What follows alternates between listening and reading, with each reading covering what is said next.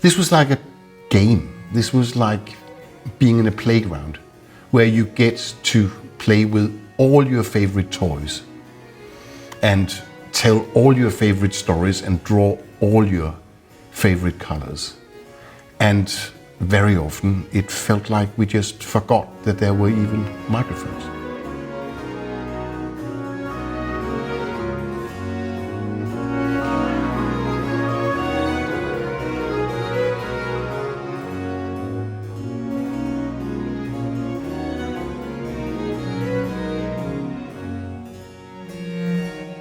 What I think makes Muffat's music very special is the way that he blends different national styles, different national principles in a way that hardly anybody else at the time attempted. For a composer at Muffat's time, you almost had the obligation to choose your national language. A composer at Muffat's time could write in Italian style, he could write in French style, he could write in Austrian style, but he couldn't really combine them. The different elements in Muffat's music are the French, modern and highly stylized and regulated dance music that Muffat himself had heard during a visit to Paris. It's the Italian modern instrumental style, principally practiced in Rome by composers like Corelli. And there's also the element of the so-called stilus fantasticus, the fantastic style, which was basically a way of composing like a written out improvisation. And that was a musical language that Muffat knew very well from Austria and Middle Europe, where he was based most of his life.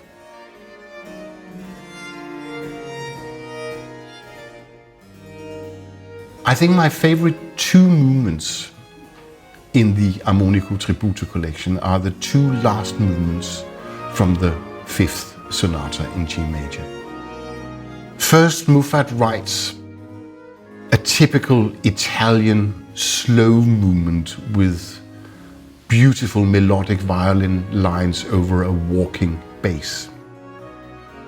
The kind of movement that we know so well from composers like Corelli. But Muffat does something very special because he adds harmonies, especially the way he uses the violas. Viola players love Muffat. To give extra dissonance and extra harmonic warmth in an incredibly expressive musical language.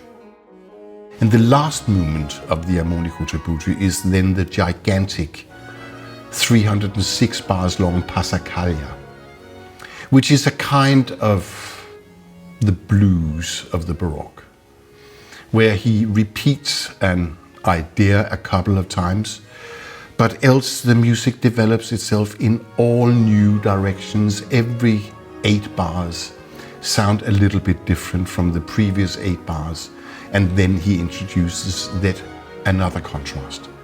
And it's actually not only until you get to the very end of the movement that you can grasp how enormous his concept of this movement and of the whole collection really is.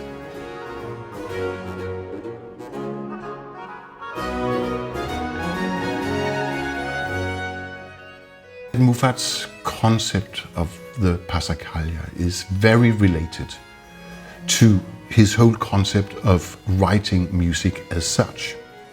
He says, and I think very movingly, in the preface to Armonico Tributo, he says, I'm not interested in weapons. I'm not interested in arms. I'm not interested in war. I'm interested in notes, consonants, accord, and sound. And accord here to Muffat surely meant something different. from music. And if this music of mine here can contribute just a little bit to a harmony of nations, a coexistence or a consonance, an accord between different people, different groups, different languages, then I hope that this could be a small step towards the peace of mind and peace between people.